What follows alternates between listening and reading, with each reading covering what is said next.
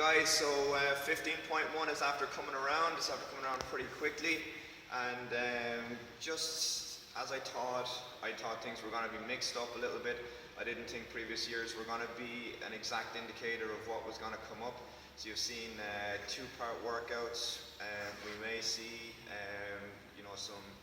We're going to see a 1 rep max and a clean and jerk, and you may see that throughout that we haven't seen that maximum load before. Now we are starting to see it, so this is where this year is going to be different than others. Just going through the workout, there's no reason, what I would see from looking at the athletes that we would have, there's no reason why anybody should be thinking or attempting this as scaled.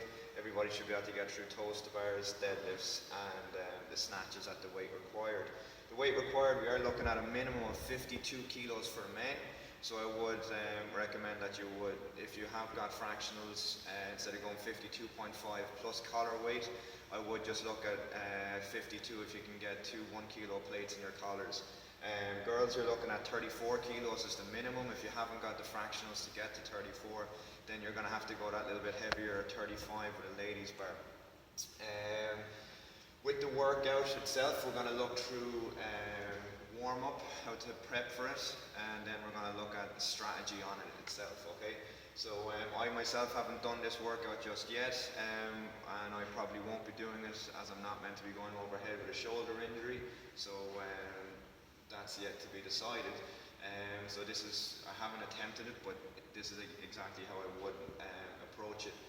With the warm-up, I'd spend as much time as needed mobilizing as you would do, particularly the ankles, hips, shoulders, as if you were gonna go into a weightlifting meet, as if you needed to be as mobile as you need to be at your best to hit a max clean and jerk, okay? I'd also do some flossing for the hamstrings, plenty of stretching there, because they're gonna burn up, okay? So as much time as needed on mobilizing, getting yourself nice and loose, okay? This is a workout that you need to be very, very loose, particularly for those toes to bars.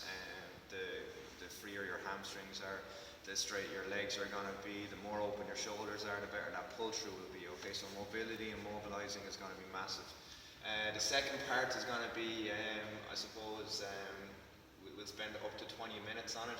3 parts, we're going to go 1A, 1B, 1C.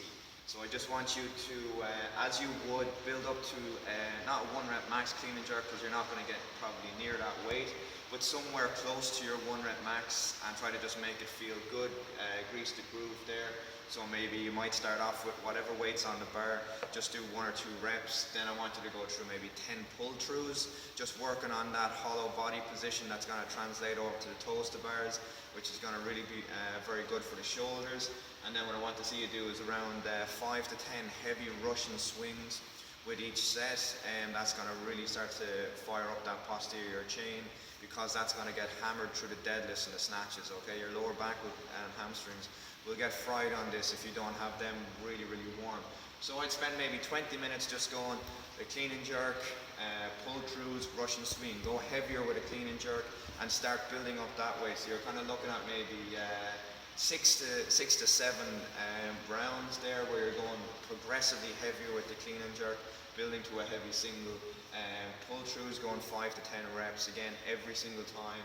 And then the Russian swings, okay? So at this stage, you should be quite warm.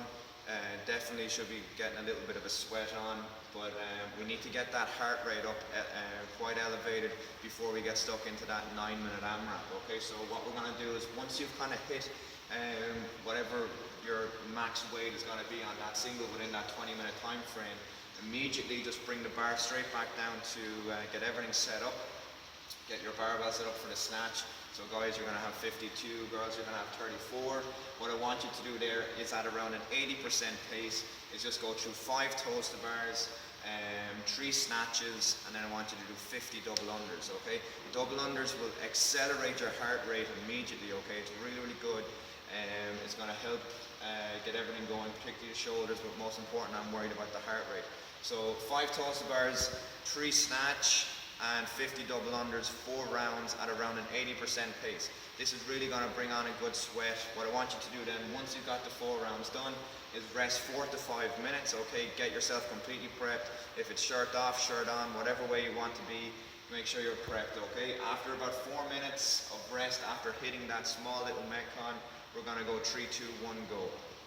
When we look at strategy for the workout, we've got 15 toes to bars, 10 deadlifts, and 5 snatches, 9-minute AMRAP. If you had seen the guys hit it, Froning and Fraser, even those guys had to break up the toes to bars. This is going to be an extremely grip-dominated workout, which is why sometimes I would always try to put in pulling with pulling, because it is going to be your grip that's going to go on this one.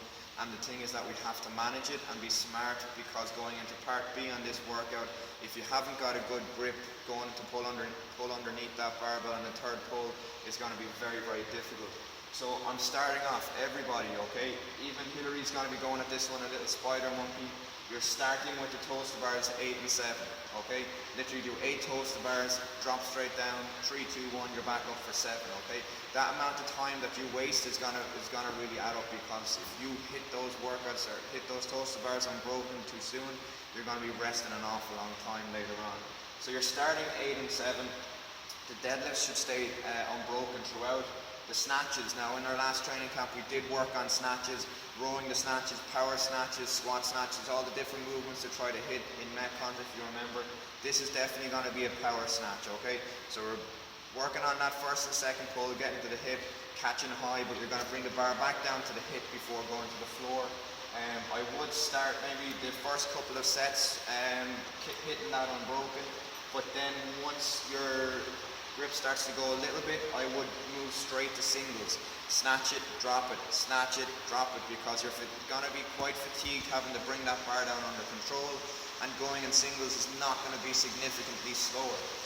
After a couple of rounds, when the 8 and 7 starts getting a little bit spicy on the forearms, I would start to go to 5, 5 and 5 on the toes to bars, okay? Literally jump up, hit 5, jump down, rest for 3, hit 5, rest for 3, hit 5, rest for 3. Deadlifts unbroken, and again you're going to go to snatches there. The key with this workout is to stay moving. If you looked at Rich and Fraser, those guys didn't move at a frantic pace. They paced it very nice. They rested in between each movement, and they were very controlled in what they were doing, okay? You need to make sure that you stay moving, whether that is when you start to go to singles on the snatches, okay? Just pick it up, drop it, set, pick it up, drop it. That's going to be far more beneficial than trying to go maybe for 3s and 2s and having big breaks in between.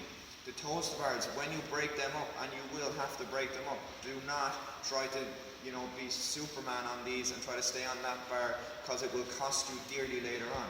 So break them up early, 8s and 7s. After 1 or 2 rounds, you're going to go to 5s, okay? 5s will be even being generous. The key is that you hit 5, you drop down, you shake out your hands, and you come down before the pump ever even goes into that forearm, okay? So you're staying moving, you're accumulating those toes to bars. Otherwise you go to failure and you start going in 2s and 3s, and you're very, very much staggered, and there's an awful lot of rest broken in. You need to have a plan, and you need to stick to it. The plan is 8 and 7s in the toes to bars, first 1 or 2 rounds maximum. Going to sets of 5 thereafter with short rests, stay moving. With the snatches, let's hit them, first set unbroken, and pretty much thereafter I would go into singles. The key is stay moving, stay moving, stay moving. The very, very best of luck to you all.